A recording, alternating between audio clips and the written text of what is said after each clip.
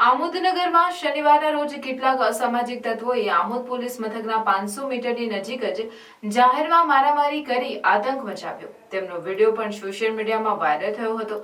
આ મામલે આમોદ પોલીસે વાયરલ વિડીયોની તપાસ જાહેરમાં મારામારી કરી તમાશો કરનાર ટોળામાંથી 4 ઇસમોને ઝડપી પાડી કાયદેસરની કાર્યવાહી કરી હતી।